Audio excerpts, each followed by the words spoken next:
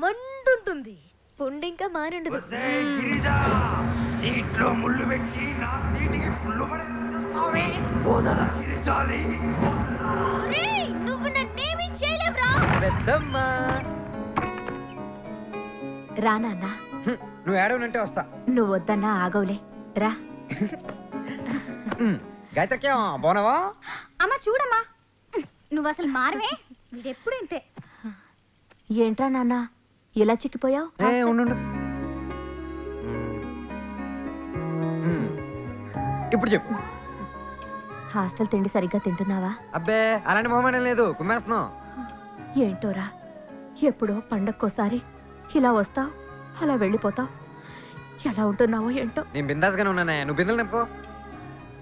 అవునరా, వచ్చినోళ్ళందరినీ బాగా ఏడిపిస్తున్నట్టున్నా.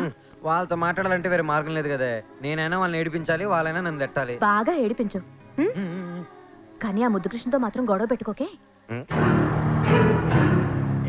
ఒరే, మీ పెదనాయనకి చిన్నాయనకి వాడంటే చాలా ఇష్టం రా. వాడితో మాత్రం మంచిగా ఉండే. ఓకే, ట్రై చేస్తా.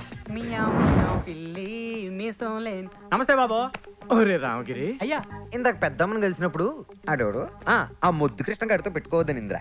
అందుకే వాడు కలిసినప్పుడు షేక్ హ్యాండ్ ఇద్దాం అనుకుంటున్నా. ఏంటావు? మంచి ఐడియా బాబు. కానీ నేను వాడికి షేక్ హ్యాండ్ ఇచ్చి వాడు తిరిగి ఇవ్వకపోతే? ఆ? అది కాదురా, ఇప్పుడు నేను వాడికి షేక్ హ్యాండ్ ఇచ్చి వాడు తిరిగి ఇవ్వకపోగా నా చేతిని కొట్టేస్తే ఆ? బాధేస్తుంది కదరా. ఫీల్ అవుతారు కదా బాబు. అంటే నేను వాడికి షేక్ హ్యాండ్ ఇచ్చి వాడు తిరిగి ఇవ్వకపోగా నా చేతిని కొట్టేస్తే మండదా? ఆ? అంటే నేను వాడికి షేక్ హ్యాండ్ ఇచ్చి వాడు నాకు తిరిగి ఇవ్వకపోగా నా చేతులు కొట్టేస్తాడా? చెప్తే తగిన రా వాడికి.